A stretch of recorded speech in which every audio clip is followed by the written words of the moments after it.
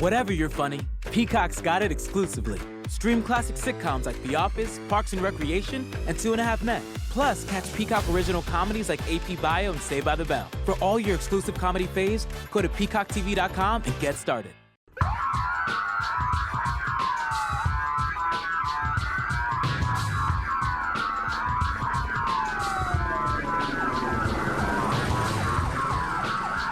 This is Special Prosecutor Larry Klayman. I'm the only lawyer ever to obtain a court ruling that a president of the United States committed a crime. For truth. For competition. As a young lawyer, I helped break up AT&T. That's why you have all your cell phones today. For sovereignty. For the Republic. I'm the guy who at Judicial Watch, which I founded, uncovered the Chinagate scandal. Millions of dollars going to the Clinton campaign, corrupting our political system. For the privacy of citizens. And I'm the only guy to have enjoined the National Security Agency from mass surveillance on hundreds of millions of Americans. Tearing it up. I'm the son of meat packers in Philadelphia, Pennsylvania. I know how to slice and dice. Bringing it back. We're going to take this country apart and put it back together again in the way envisioned by our founding fathers. It's not just talk. We're not just regurgitating news stories. Larry Klayman, special prosecutor, is making the news. And now, here's Larry. Welcome to this week's edition of Special Prosecutor with Larry Klayman. We don't just sit on the couch. We just don't watch TV. We're not just entertained by people like Hannity. In fact, I've never been entertained by him or anybody else on Fox News for that matter. We take hard action. As we say at the beginning of the show, we don't just make the news. We don't just report the news. We make the news. And that's important. And over the last 2 weeks, we've begun citizens' grand juries with regard to Hunter Biden, his criminal-minded father, Joe, and Joe's brother, James, as well as the entire family, because they've been involved in a racketeering enterprise laundering money from communist China, from Russia and Ukraine into the family coffers. We presented to our citizens' grand jury evidence and information from people that had the information in their own grasp, like Tony Bobulinski, who testified that Joe Biden was getting a 10% cut of hundreds of millions of dollars, if not billions, that were being laundered through Hunter Biden. And we continued the citizens' grand jury last Thursday, and we're going to be doing it every Thursday, because it's not just a question of the Bidens. The same thing has been occurring with regard to Mitch McConnell in China with his wife, Elaine Chao, whose family has more than very close ties to the Chinese Politburo and the Chinese government. The endemic corruption in Washington and the state capitals is out of control, not just with regard to bribery schemes, but also with regard to our electoral system, which is fraudulent. Now it's being put into law with H.R. 1. When it comes to illegal immigration, are being deluged with illegal immigrants carrying COVID-19 variants that we don't even know whether or not the vaccines will work. In fact, we don't know that the vaccines work at all at this point. Just yesterday, Pfizer had to admit that their vaccine, if you want to call it that, and it may not be a vaccine, it's experimental, lasts only 6 months. So what's the point when you have these variants coming in, particularly across the border? Now, San Diego is taking in all of these migrants, and many of the kids and the others have these various mutations of COVID-19. Now, getting back to the Bidens, Hunter Biden gave an interview, apparently just yesterday, and look at the demeanor. We're going to put that in front of the grand jury next week, where his eyes are rolling faster than Howdy Doody back and forth when he's asked if the laptop where there were incriminating emails about this bribery scheme was his. Clearly, this happened. Yeah, we have in the Oval Office a so-called president, because I don't recognize his legitimacy. He was elected through fraud, and so was Kamala Harris, the evil lying witch. They were elected through a fraudulent electoral system, which is being put in place now nationally. And it's going to pass because the Democrats, which has become the party of the devil, has a complete hold on every aspect of our so-called government. And it's not just the Democrats, it's the Republicans, which as a party are dead. All they do is go on Fox News, raise more money. Whether it's Matt Gaetz, whether it's Cruz, whether it's any of them, they never do anything. They've never held anybody accountable for anything. And ask yourself, how come we have a $30 trillion deficit? Much of it occurred during Republican control of our so-called government. Why do we have an immigration crisis? Why do we have an unbuilt wall that Biden ordered stopped? Because the Republicans didn't give President Trump sufficient support. In fact, they stabbed him in the back. And we know that, and we've gone through that in prior shows. But it extends beyond political parties and government. It's now getting into major corporate interests, sports leagues, every aspect of society. In fact, it's not getting into, it already has. Take, for example, what's going on in Georgia right now with their election law, which they tried, at least a Republican legislature, to close the loopholes in the election fraud that went on. And now they're being called racists by the NAACP, by Alexandria Ocasio-Cortez, by others. But who goes along with that? Coca-Cola, Delta, others, many other corporations, because it's a lot like what happened in Nazi Germany in the years leading up to the rise of Adolf Hitler and the Third Reich. Corporate interests threw their lot with Adolf Hitler because they saw him as being in control, being the winner, someone that could scratch their backs and butter their bread. And now that you have total leftist control of this country in every aspect, these major corporations are bowing down to these radical leftists that have seized control. Coca-Cola now is going along with the radical blacks and others who say that this is racist. But it's not. They haven't even read the legislation. And in fact, the head of Coca-Cola, who was born in England, not even in this country, has come out strong against the Georgia legislation. Sports leagues, the same thing, bowing down. Major League Baseball is now being asked to remove the All-Star game from Atlanta. And of course, who sponsors the Atlanta Braves? Coca-Cola. By the way, Coca-Cola owns Emory University. I went to Emory University School of Law. It's telling that Emory, my own alma mater, has never recognized the public interest work that I have done all these years. It's become very far left. So has our universities. Duke University has become the Berkeley of the South. And I can go into that over and over and over again. It's every aspect of society. And that is why, and I might add, including big tech, which is censoring. And now you have conservative websites, such as WorldNet Daily, even censoring other conservatives because they're afraid they're going to be deplatformed, and they already were by YouTube. It's a full takeover of the entire country. It is a full court press. It is a total tyranny and subjugation of the American people, and we must rise up. And that's why I wrote my book. It takes a revolution, forget the scandal industry, because we need to do things peacefully and legally to try to bring the country back. What we saw on January 6th was the first manifestation of revolt. It wasn't violent. Most of these people were innocent people that walked into the Capitol after they listened to the speech by Donald Trump, who asked them to go peacefully, not to go in a violent way. But what happens after that? The Biden and Harris Justice Department, which controls the FBI, sends FBI agents out to terrorize anybody who was there in Washington, D.C. They become an American Gestapo. I'm sure these agents are against doing this, but they're being ordered to do this. If you don't turn over your cell phones, we'll slap a warrant on you. If that doesn't work, then we'll indict you. They even indicted an Olympic hero, a gold medal winner in swimming, Cleet Keller, who just walked into the Capitol on 6 misdemeanor and felony counts. He can get 30 years. These Democrats and the radical left, radical blacks, radical Muslims, radical atheists, radicals of all stripes, and most of these people are good in the groups that they come from, but these people are not, have taken total control of the country. And they're doing it along with the rest of the country. So if you think you can sit back and that this will just weather the storm, if you think that it's going to go away, if you think that you can, whether you're retired or not, just watch Hannity on TV and people like that pontificate and be entertained, then there's going to be nothing left for your kids and grandkids.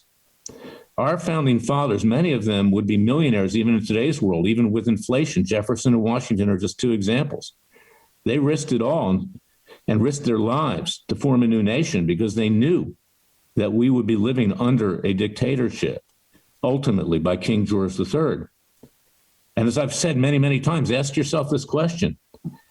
King George III was Mother Teresa compared to what we've got in control of this country today. King George III was not a socialist. King George III was not a communist.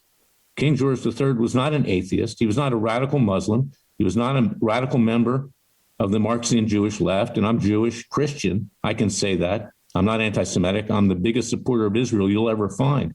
I'm a Zionist. He was not a radical black. He was not a radical LGBTQ. He was not a radical atheist. What we have in control today are exactly those people. And they've got these patsies by the name of Joe Biden, a criminal, a crook, perhaps the biggest criminal in American history, maybe even more than the Clintons, if you can believe that.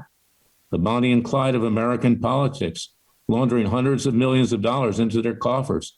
That's why they're first on our list of citizens' grand juries. We need to bring these people to justice.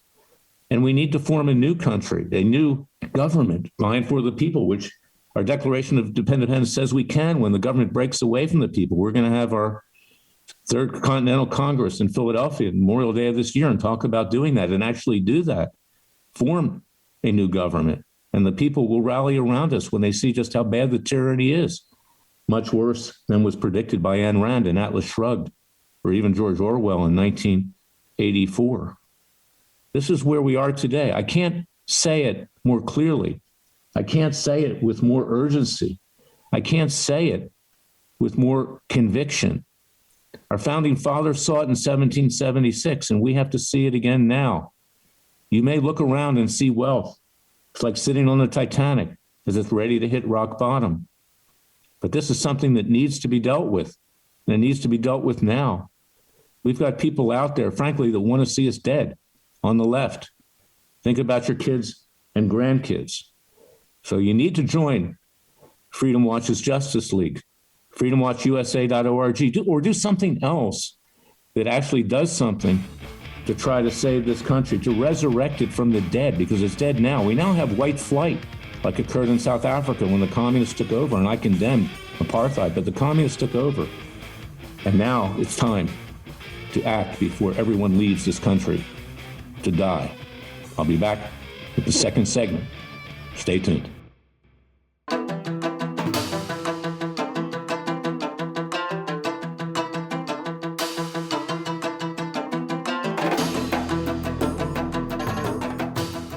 Fearless. He's claiming he's crazy, he's racist, he's out to kill the Democrats. Dangerous. You don't care, he uses the court and the law. Lethal. This is bad, Special Prosecutor very bad. Larry Klayman. If you'd like to support Freedom Watch and this radio show, go to freedomwatchusa.org. Last Friday, the Supreme Court, for the fifth time, is to take up my request on behalf of Freedom Watch, yours truly, and Laura Loomer, to grant a petition for writ of certiorari. And that's with regard to an antitrust lawsuit and a First Amendment lawsuit that I brought against big tech.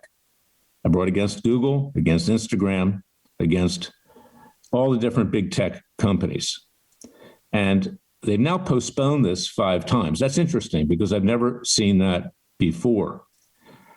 Whether or not they grant certiorari, and it's still a long shot, to be honest, because I'll always tell you the truth. I'm not going to pound my chest like my former colleagues at Judicial Watch, which I founded, and say, oh, another great Judicial Watch victory when they simply got documents. Documents are good, but you have to use the documents. So we actually bring hard-hitting cases like antitrust cases and First Amendment cases. We fight the powerful. And we're fighting upstream because these judges are afraid. These are powerful interests. We're going to talk about that with Melissa Isaac in the next segment. And they shy away from it. It was a lower court judge by the name of Trevor McFadden that improperly dismissed this lawsuit. Then it went up to the District of Columbia Circuit Court of Appeals. And it was dismissed there, too, by leftist jurists because they see the big tech as aiding the left and aiding the Democrats. This is a very important case because if the Supreme Court accepts cert, and frankly, there's a lot out there today. We're talking about that in the next segment with my co-counsel, Melissa Isaac, on various cases involving Chief Justice Roy Moore and other cases as well. if it doesn't stop, if we don't put an end to this, then all ability to dissent, coupled with everything else that's going on in American society today, will cement the total leftist takeover and the dictatorial control that the left now has over all of us. Now, this case, let me explain a little bit what it's about. Is that what we alleged is that these big tech companies act in parallel. In other words, they all act at the same time. Either there's an express agreement between them to censor conservative content, or they're doing it at the same time, and in effect, one's following the other. That concept, and I'm an antitrust lawyer. I helped break up AT&T when I was with the Department of Justice before it became the Department of Injustice back during the Reagan administration. That would evidence price fixing. That's one way you can prove price fixing among various companies, is that they're acting in parallel at the same time. So I'm putting forth a theory that you can do this as well, and it makes sense with regard to censorship. And the other thing is that it's anti-competitive because it's not into the economic interests of these companies to do it. They do it ideologically. There's no logical economic reason for it. Now, if this case had been brought, for instance, before the European Union, and the European Union has already significantly fined Google and these others many, many times. Of course, they're happy to do that because they're American companies. I worked for the competition directorate of the European communities many years ago when I was a young lawyer, I know.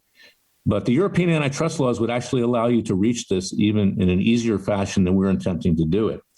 And then there is a District of Columbia law, which the left put in for its own reasons. You know, DC is very, very leftist. It's controlled by leftists. They vote over 98% Democrat in elections. Is there's a law that says that you can't discriminate on political belief in a public forum. Believe it or not, these lower courts said it wasn't a public forum to discriminate on the internet. Well, that's the world we live in today, because particularly with COVID-19, you can't congregate. So some very interesting issues before the Supreme Court, and we'll see if they grab the case. I'm not holding my breath because they are establishment, and it is Larry Klayman and Laura Loomer that are primarily bringing the case. But perhaps there's a discussion going on inside whether to do it, and it'll be interesting to see if these justices make reference to that, however which way they rule. But no matter how they rule, Larry Klayman and Freedom Watch will continue on, and we'll continue to fight for the American people. We're not going to flee this country as many people are doing now. Many are leaving to go to Australia and other places. They see that this country's been destroyed in just 9.5 weeks by Joe Biden and Kamala Harris. They see the total leftist takeover. They see that if they raise any dissent, they're called racists, white nationalists, white supremacists. The things are made up about them, as they have with Laura Loomer, with sex tapes and everything else to destroy them. And even the conservative community, if you want to use that term, and I use it loosely, are discriminating against conservatives because they're afraid, true conservatives, they're afraid that they're going to be retaliated against, and they're throwing in their lot with the evil Democrats and the evil left. I'll be right back with Melissa Isaac. Listen carefully. She's a very bright woman and very, very courageous, and she's my co-counsel on behalf of Chief Justice Roy Moore.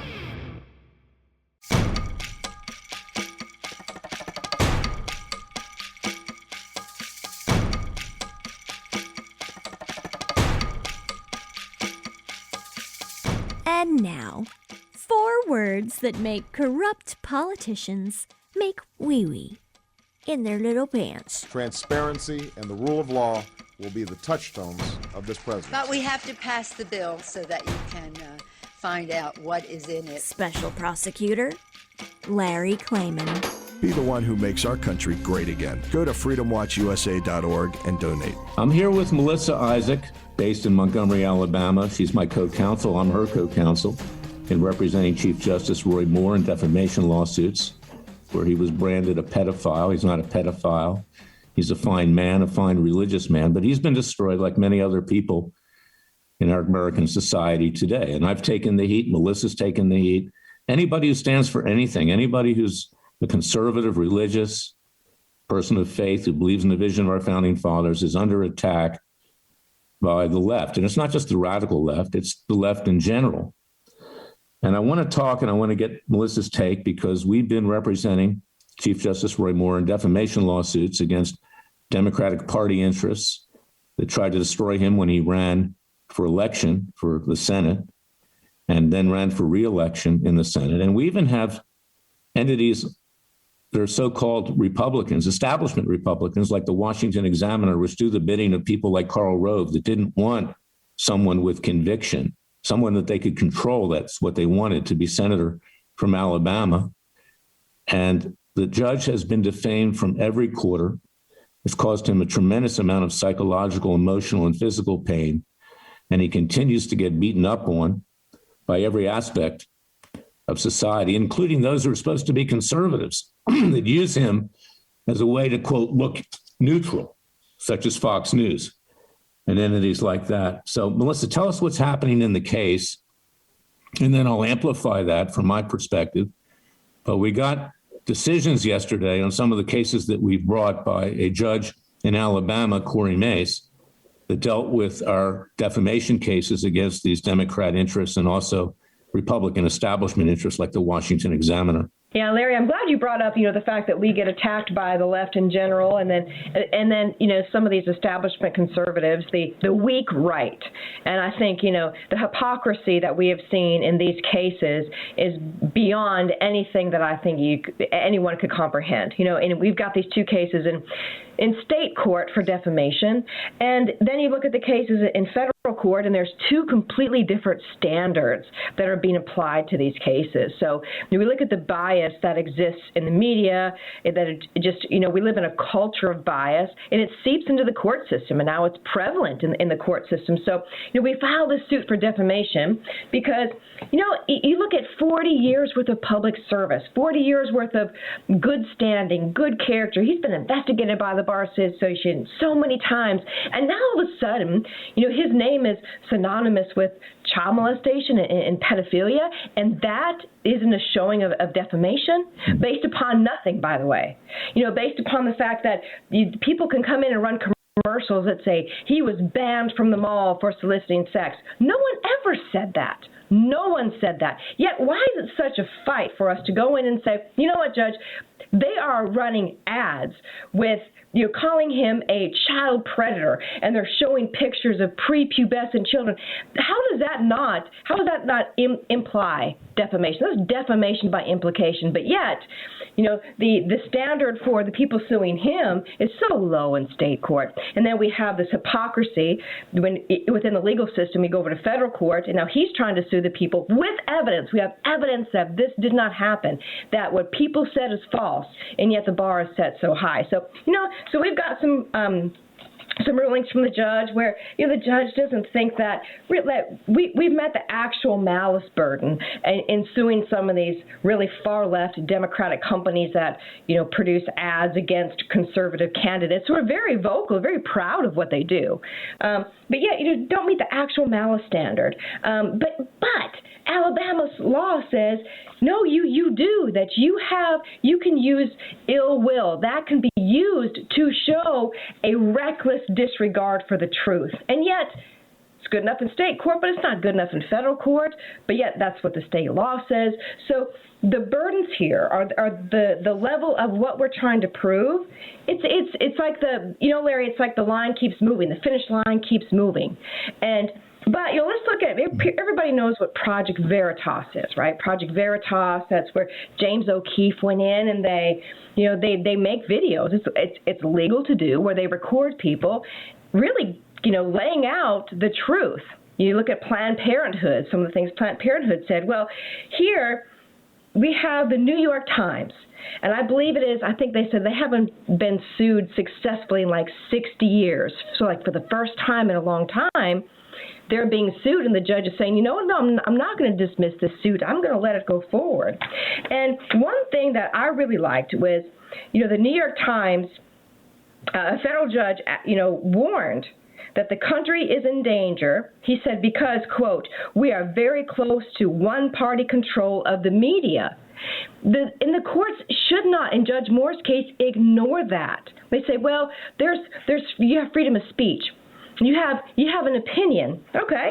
Well, Judge Lawrence Silverman of the D.C. Circuit Court of Appeals described the New York Times and other leftist publications as virtually democratic broadsheets. So you can't be media and say, well, no, we're going to hide behind the First Amendment. This is freedom of speech. Completely disseminate defamatory, false information to the public and say, oh, no, this is our First Amendment right, while you're ruining lives and destroying reputations. But that's what they're doing. That's exactly. What they're doing. So one thing, Melissa, that we can add to the ads that were placed with little prepubescent women, girls, was a black woman. So they were suggesting that somehow Justice Moore was preying on little black girls. And that coming particularly from the South, you see, they know how to play the game. They know how to play the rule. And who's the lawyer representing some of these Democratic defendants? Perkins Coie. This is the same law firm that laundered money for Hillary Clinton to create the phony, fraudulent Steele dossier that started the witch hunts. These people pop up everywhere. I have them in a number of cases.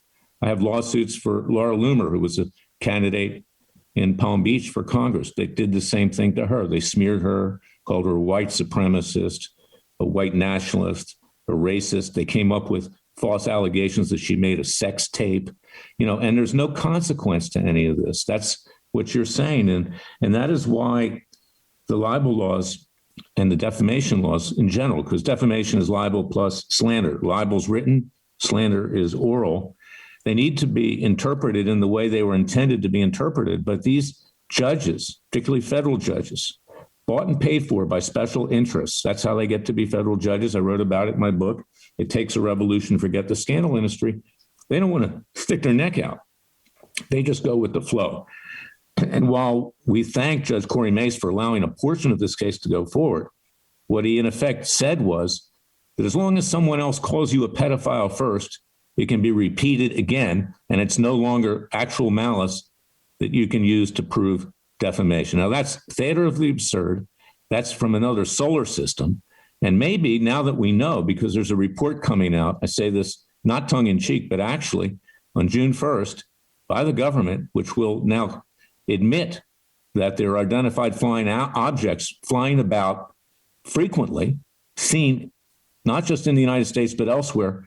Maybe we should appoint aliens from other planets to become our federal judges. Maybe they might be more rational, because they're here. Okay, so we can nominate them. And hopefully they won't require campaign contributions to get on the bench. Yeah. So. And, the thing that I really liked about, Judge Silberman's comment is what he's doing, they're relating it to the now. They're saying, you have New York Times v. Sullivan. This case that was decided way back in the 60s, which, by the way, the legislature didn't come up with this.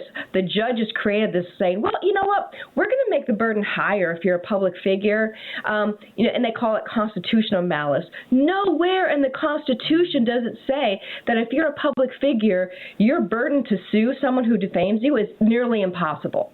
So recently, Clarence Thomas, he took the bull by the horns, and he wrote a scathing dissent in one of the cases that went to the Supreme Court. He's like, look, no, it's time to revisit this. Because one thing, and they said in New York Times v. Sullivan, they said, but public figures, they have pretty much nearly unfettered access to the media. All right, I'm summarizing. But the thing is we all know if you're a conservative, you do not have unfettered access to the media. In fact, the number of conservative media outlets pales greatly in comparison to big mainstream media. Even Fox News. Conservatives watch Fox News. Even them, like you said earlier, they're politicians just like everybody else. They have agendas just like everyone else. You look at Fox News won't report on a lot of things that they should report on. But so we look back and say, wait, but that was part of the reason they said, no, they have a higher burden because they have access to media. No, they don't. You look at Judge Moore's cases. The only time the media will report anything is when it's a perceived loss for Judge Moore or for Team Moore. But when there's a win for Team Moore, there's crickets. It's silent. In fact, in the state case where we have, arguments or we have hearings, the media is there. And if there's things that we say that make sense or we're right on the law, there's crickets in the media. You don't hear about it. So, people are waking up and people understand, you know what, I'm only hearing what they're letting me hear. And I'm really glad that this judge pointed that out and he acknowledged that, because that's where we are right now. And the fact that, he says the leftist, publications are virtually Democratic broadsheets, and he's right. Yeah, Judge Silverman is a good iconoclast. He swims upstream, and he's in a court, the D.C. Circuit, which is so highly leftist, it's even more leftist than the Ninth Circuit, if you can believe that, and that's hard to believe, or the 11th Circuit, which we're in, which is very leftist as well. And even if you're not leftist, like you said, conservative websites, I wrote for a publication, WorldNet Daily now, for over 27 years. There's certain things that they will not allow me to publish anymore, such as that the people that walked into the Capitol on January 6th, that most of them were good people that were not there to in any way harm anybody, but were there as a natural result of the corruption in government, and particularly on the federal bench, who refused to even look at the election challenges of President Trump. You can't say that. Yep. Or you can't say, for instance, that Joe Biden is brain dead. Okay, I'm sorry, he's brain dead. I mean, what else are you going to call him? I think that's complimentary as to what he may be right now.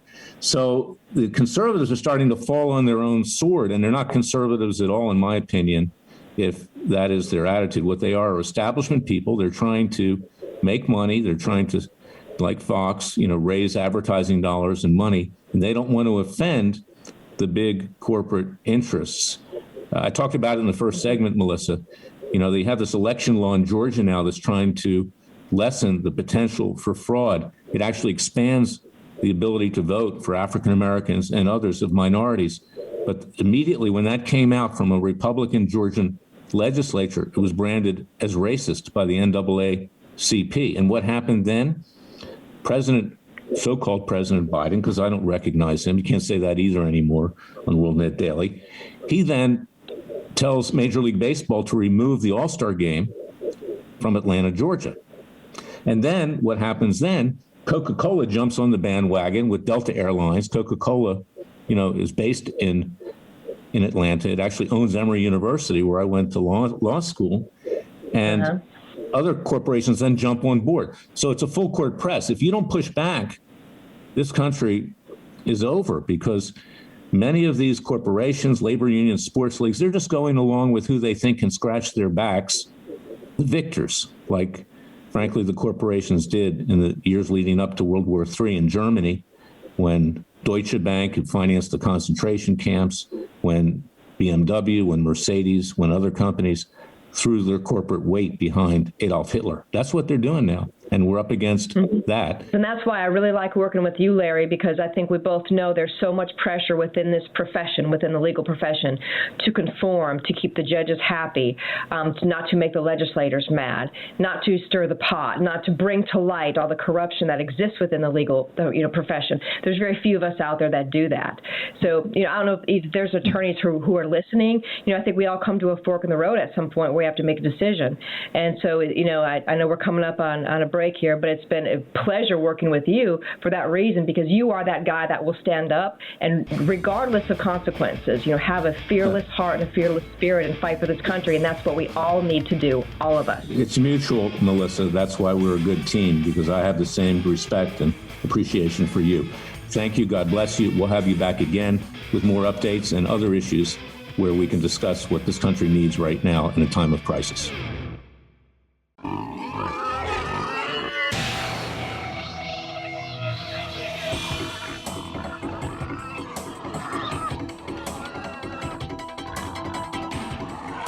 Before he was a trial lawyer, he sliced him and diced him. People used to ask me, Larry, what caused you to start Judicial Watch and now Freedom Watch, given the powerful forces in this country that put you at risk? In a meat packing plant. I'm the son of meat packers in Philadelphia, Pennsylvania. I know how to slice and dice. A very special prosecutor, Larry Klayman. Now the verdict, fellow patriots, ladies and gentlemen, those who believe in the vision of our founding fathers, those who believe in God, the Father and His Son, those who are Jewish, I'm a Jewish Christian who believe in the Father, and those who believe in everything that stands for right and are willing to stand against wrong.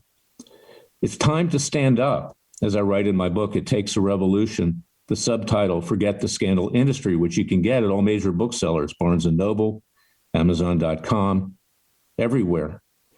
This is something that you need to take into consideration, because if we don't fight back now peacefully and legally with citizens' grand juries that, of course, we are underway conducting, then we're going to have trials, we're going to have convictions, we're going to have sentences, we're going to seek to mete out those sentences with citizens' arrest peacefully and legally. And I discuss that in my book and how there is precedent for doing that. We're not going to be violent.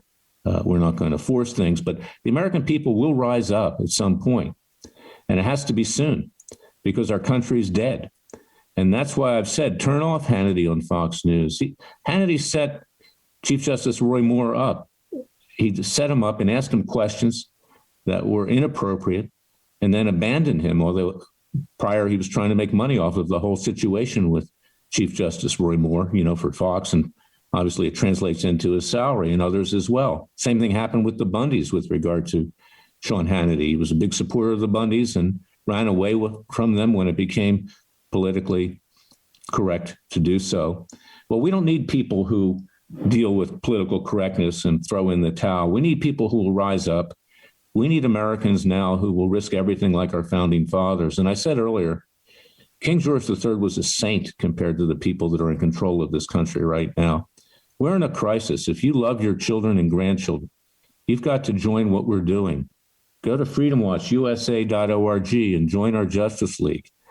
Purchase the book and read the Declaration of Independence. See what we're doing with regard to trying to arrest the total destruction of this country. And we're on the edge right now. We need to rise up. We need to force peacefully and legally a return to the vision and conception of our founding fathers. The people who walked into the Capitol, and by and large, the Capitol Police let them in. There were a few that Nancy Pelosi, Speaker of the House, put up to sue Trump. That's a complete charade. But they were peaceful and legal. These were ordinary Americans that said they had it. We can't take the corruption anymore. We can't take a federal judiciary, as Jefferson predicted, which has become despots and tyrants and would not even listen to cases, legitimate cases over election fraud, such as brought by the Attorney General of Texas. And we need government officials, we need to demand it, who will actually take action, not just those who go on Fox News to raise money. People like Ted Cruz, who abandoned his own Texans to go to Cancun when they had a crisis, an energy crisis, and people were freezing to death. Or people like Marco Rubio just shoot their mouth, or Lindsey Graham, or others. We need Americans to rise up now because we have no government. And that's why in Memorial Day of this year in Philadelphia, across from Independence Hall, we're having a Third Continental Congress. We're going to form a new government. And I suspect that the military and the police will follow us. There's 20,000 troops in Washington, D.C. today. And why are they there? Because Harris and Biden, of course, Harris is really in control of this so-called administration, fear they're going to be overthrown. Well, we don't want to see it violent. And that's why we've got to do something now. We got to do something fast. The country's on its back. It will not recover. It will get worse. And that is why I do what I do. And that is why I can be comfortable and go off and play tennis or golf or go to a swimming pool. But I can't do that. I can't retire. I can't quit. I can't stop. I can't put my mind on taking it easy and doing the easy route. And you can't either. And that's the verdict. And that's what I'm telling you. Because look around now, there's wealth, but it's being dissipated. You're going to be overly taxed. It's going to be divided up. Reparations have begun. Whites are fleeing this country in droves to go to Australia and other places, just like they fled South Africa when the communists took over South Africa, and apartheid was wrong too. I refused to represent the South African government when I was a young international trade lawyer. They weren't honest, and they were discriminating against people. But this country's not going to exist much longer if you don't play a role. And that's my message this Easter. Jesus gave his life for us. He died on the cross for our sins. Let us follow Jesus, the Messiah, and the Father, and lead this country back to the promised land. I thank you for listening to me. I'll be back next week with another Special Prosecutor with Larry Klayman. Until then, God bless you. If we go to page 11 in the presentation, you'll see that You'll see we're on target to meet our quarterly... Some things never change, like nobody can resist popping plastic bubbles. And Geico saving folks lots of money on their car insurance. As I was saying, we're on target to meet... Excuse me, Miss Hansen. Sorry, almost done. 15 minutes could save you 15% or more. Streaming only on Peacock. John Wayne Gacy is suspected of having killed as many as 32. Straight from the killer's mouth. They want you to believe that I alone committed these murders. The new gripping 6-part documentary series that investigates the crimes that shocked the nation. The thing everybody thought they knew wasn't the whole story. John Wayne Gacy, Devil in Disguise. All episodes streaming now. Devil in Disguise. Only on Peacock. On Peacock. On Peacock. On Peacock.